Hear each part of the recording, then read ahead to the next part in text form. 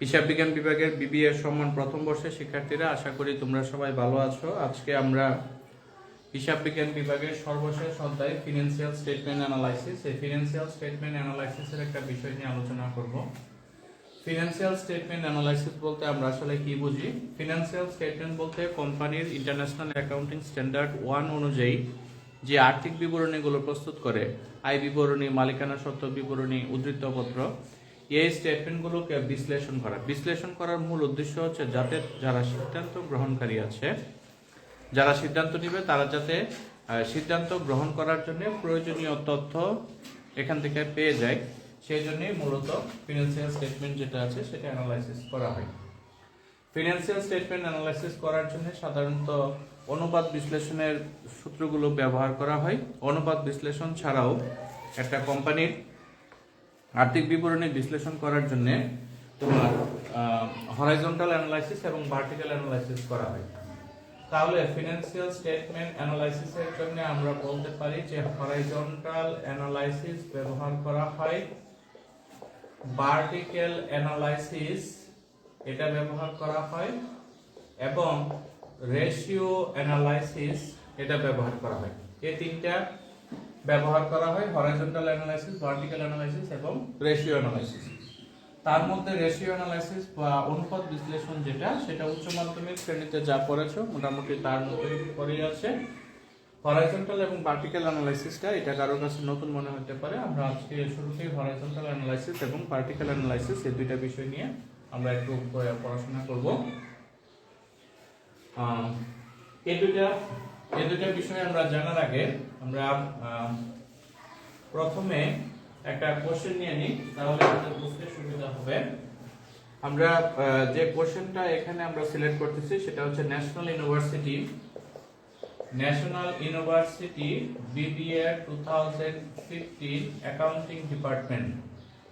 এই কোশ্চেনটা আসছিল দীপ্ত কোম্পানির একটা ফিনান্সিয়াল স্টেটমেন্ট। দীপ্ত কোম্পানি এর একটা ফিনান্সিয়াল স্টেটমেন্ট দেওয়া ছিল।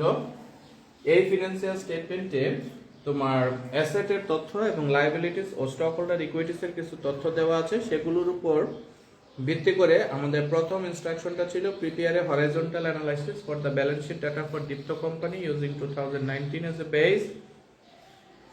Requirement B ছিল prepare a vertical analysis of the balance sheet data for Dipto company in columnar form for 2020. তাহলে এই দীপ্ত কোম্পানির যে তথ্যটা তার রিকোয়ারমেন্ট 1 এ বলা ছিল যে হরাইজন্টাল অ্যানালাইসিস করো।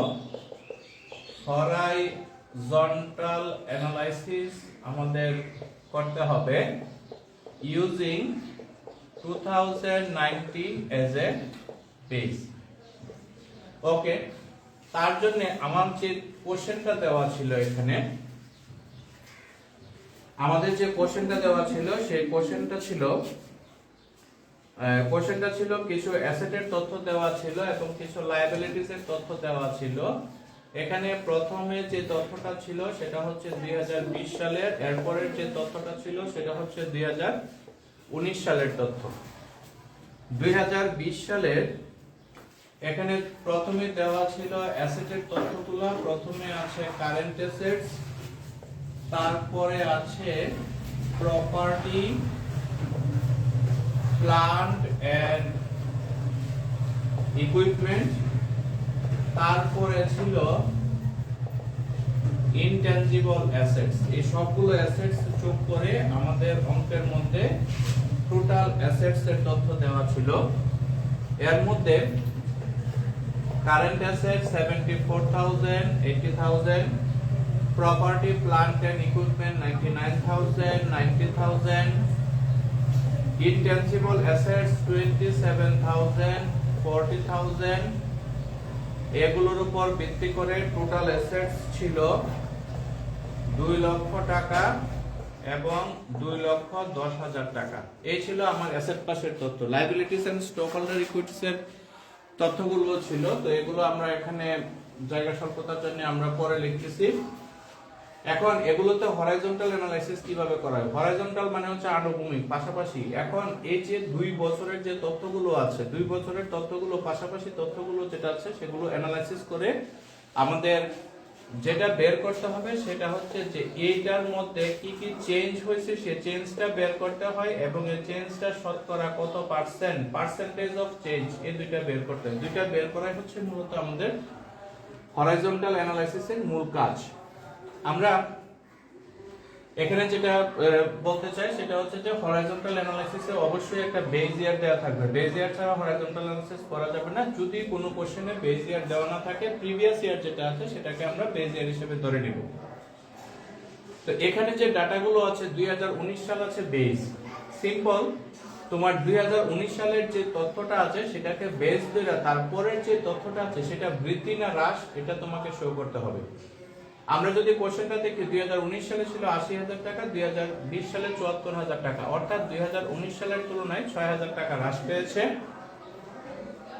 পেয়েছে। এখানে 2019 সালের তুলনায় 9,000 টাকা বৃদ্ধি পেয়েছে। এটা 2019 সালের তুলনায় 13,000 টাকা হ্রাস পেয়েছে। ওকে, এবার আমরা যদি এই সবগুলো যোগ বিয়োগ করতে চাই, 13 আসছে 19,000 মাইনাসের, 9,000 প্লাসের, অর্থাৎ 10,000 টাকা মাইনাসের হবে। হয়ে গেল। এখন আমাদের বের করতে হবে percentage of change. Percentage of change মানে হচ্ছে আমাদের যে চেঞ্জটা আছে সেটা শতকরা কত পার্সেন্ট, এবং এই পার্সেন্টেজ বের করার জন্য আমাদের ভাগ করতে হবে বেজ ইয়ারের ডাটা দ্বারা। বেজ ইয়ার 2019 সালের কত তথ্য। তাহলে পার্সেন্টেজ অফ চেঞ্জের সূত্রটা আমরা লিখতে পারি এইভাবে যে increase or decrease divided by base year into 100। এখন এই যে তথ্যটা আছে সেটাকে 100 দ্বারা গুণ করব। এখানে আছে 9,000, এটাকে আমরা গুণ করব বেজ ইয়ারের তথ্য অর্থাৎ 90,000 দ্বারা। এখানে আছে মাইনাসের 13,000, এটাকে আমরা ভাগ করব বেজ ইয়ারের তথ্য অর্থাৎ 40,000 টাকা দিয়ে। যে তথ্যগুলো বের হবে সেটাই হচ্ছে आंसर। এখন আমরা যে পার্সেন্টেজ গুলো বের করছি এটা প্রত্যেক বছর দেওয়া বাধ্যতামূলক না, তুমি চাইলে এটা প্রত্যেক বছর না দিলেও হবে। তবে যে প্রসেসটা আছে ইনক্রিজ অর ডিক্রিজ অর্থাৎ চেঞ্জের যে তথ্যটা আছে সেটাকে বেজ ইয়ারের তথ্য দ্বারা, বেজ ইয়ারের অ্যামাউন্ট দ্বারা ভাগ করতে হবে।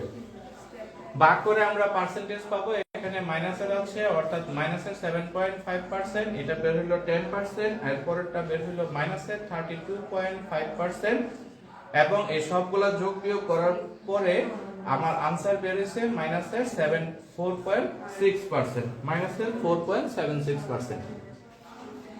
এই যে অ্যানালাইসিসটা আমরা করলাম অর্থাৎ চেঞ্জ কতটুকু হলো এবং শতকরা কত পার্সেন্ট চেঞ্জ হলো, এই কতটুকু চেঞ্জ বা শতকরা কত পার্সেন্ট চেঞ্জ এটা বের করার জন্য আমরা মূলত ভার্টিক্যাল অ্যানালাইসিস বা হরাইজন্টাল অ্যানালাইসিস ব্যবহার করি।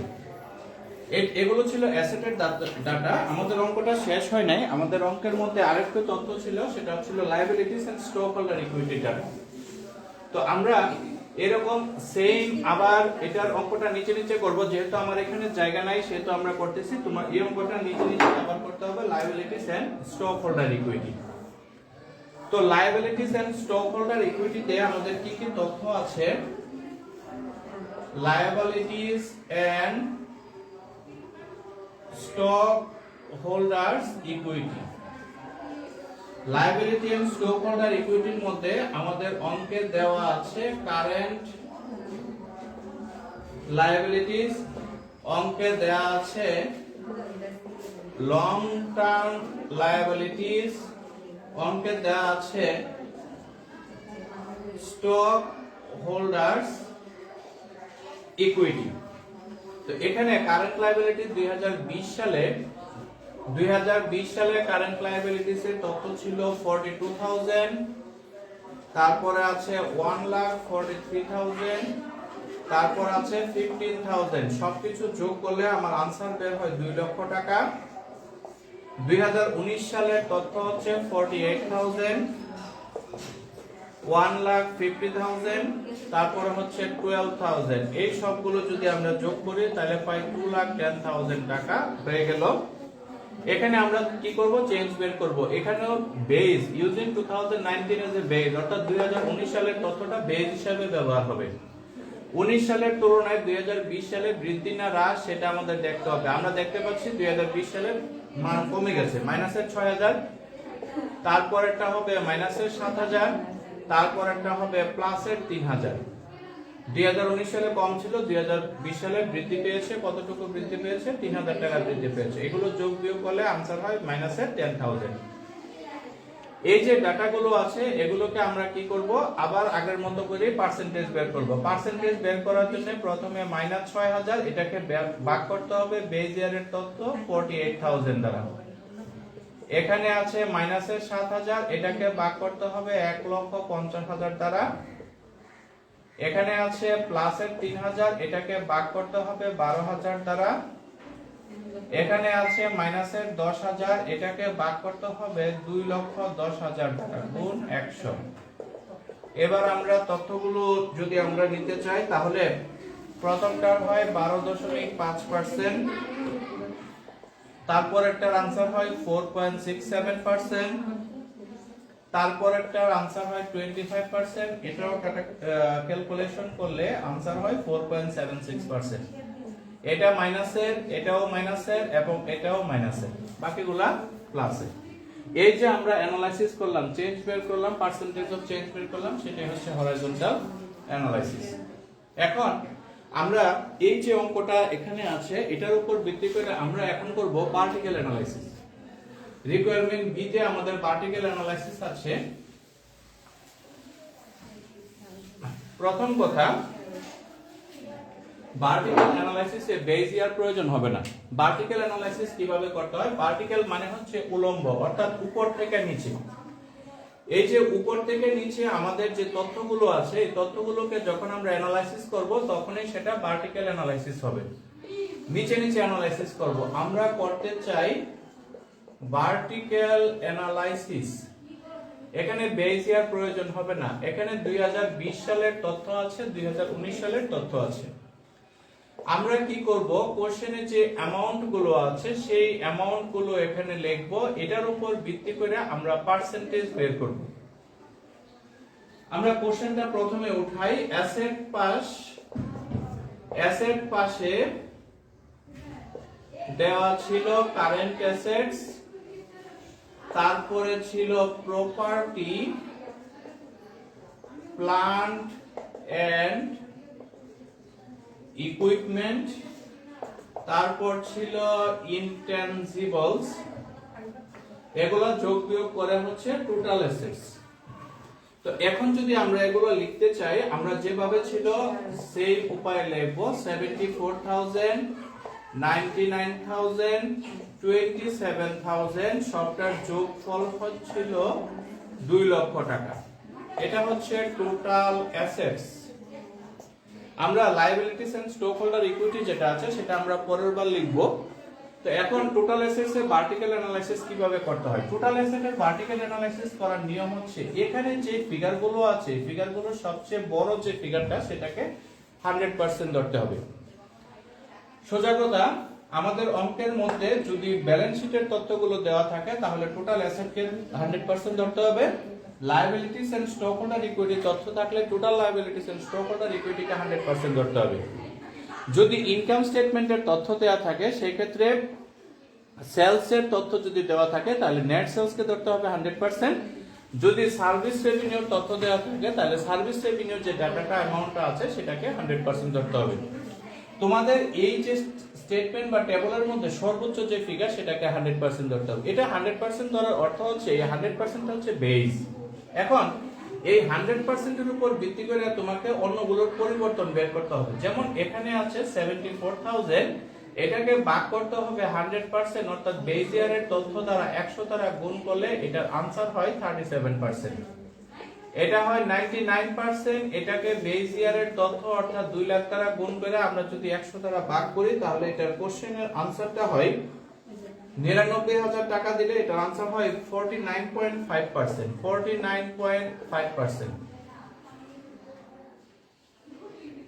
ওকে, তারপরে এই যে 27,000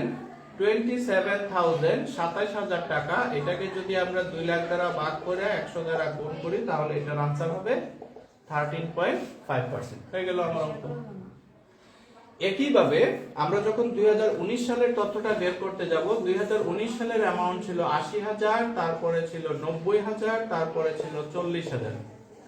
এই সবগুলোর যোগ করলে হয় 2,10,000। এই 2,10,000 টাকাকে 100% ধরতে হবে, অর্থাৎ এই 2,10,000 টাকা আমাদের বেস হিসাবে গণ্য হবে। এটা যদি আমরা ক্যালকুলেশন করতে চাই তাহলে এটার आंसर হয় 38.1%। এটা যদি আমরা করতে চাই 90,000 ডিভাইডেড বাই 2,10,000 তাহলে এটার आंसर হয় 42.9%। তারপরে 40,000 এটাকে আমরা 2,10,000 দ্বারা ভাগ করলে এটার পার্সেন্টেজটা হয় 19%। এই যে আমরা উপরে নিচে অর্থাৎ টোটাল অ্যাসেটের তুলনায় কারেন্ট অ্যাসেট কত percent, property plant and equipment কত পার্সেন্ট, ইনটেনজিবল কত পার্সেন্ট, এগুলো পার্সেন্টেজটা বের করি, সেটাকে বলা হয় আমাদের পার্টিকেল অ্যানালাইসিস। ওকে, এখন আমরা যেটা করব সেটা হচ্ছে যে liabilities and stock holder equities এর আমরা পার্টিকেল অ্যানালাইসিসটা করব। Liabilities and stock holder equities এর পার্টিকেল অ্যানালাইসিস করার ক্ষেত্রেও সেম ভাবে আমরা স্টক হোল্ডার ইকুইটি এবং লায়াবিলিটির যে তথ্যগুলো আছে সেই তথ্যগুলো আমরা এখানে উঠাবো। তথ্যগুলো আমরা দেখি। প্রথমে আছে কারেন্ট লায়াবিলিটিস, তারপরে আছে লং টার্ম লায়াবিলিটিস, তারপরে আছে stock holders equity. Current liability 2020 সালে দেওয়া আছে 42,000 টাকা, তারপরে 1,43,000 টাকা, তারপরে হচ্ছে 15,000 টাকা, দুইটার যোগফল হচ্ছে 2 লক্ষ টাকা। এখানেও আমরা যেটা করব এই 2 লক্ষ টাকাকে পেজ হিসেবে ধরে নিব। তো 2 লক্ষ টাকাকে যদি বেস হিসেবে ধরে নেই, এখানে 15,000 ডিভাইডেড বাই 2 লক্ষ ইনটু 100 সমান आंसर হবে 7.5%। এখানে 1,43,000 কে 2 লক্ষ দ্বারা ভাগ করে 100 দ্বারা গুণ করব, এটার आंसरটা হবে 71.5%। এখানে 42,000 42,000 কে 2 লক্ষ দ্বারা ভাগ করে 100 দ্বারা গুণ করব, এটার आंसर হবে 21%। একইভাবে আমি যদি 2019 সালের তথ্যগুলো নিতে চাই, 2019 সালে ছিল 48,000 টাকা, 1,50,000 টাকা এবং 12,000 টাকা। এই সবগুলো যোগ করলে হবে 2,10,000 টাকা এবং এই 2,10,000 টাকাকে 100% হিসেবে ধরতে হবে। অতঃপর এই যে 12,000 এটাকে ভাগ করতে হবে 2,10,000 দ্বারা, 1,50,000 এটাকে ভাগ করতে হবে 2,10,000 দ্বারা, 48,000 এটাকেও ভাগ করতে হবে 2,10,000 দ্বারা। आंसर গুলো হয় প্রথমে 22.9%, তারপরে হচ্ছে 71%, তারপরে হচ্ছে 6.1%। অর্থাৎ আমাদের প্রত্যেক বছরের যে ডেটাগুলো আছে, প্রত্যেক বছরের ডেটাগুলোকে ওই বছরের যে বেস ইয়ার আছে বেস ইয়ার দ্বারা ভাগ করব, ভাগ করলে আমরা রিকোয়ার্ড आंसर পেয়ে যাব। এইভাবে যে অ্যানালাইসিসটা করা সেটা হচ্ছে ভার্টিক্যাল অ্যানালাইসিস।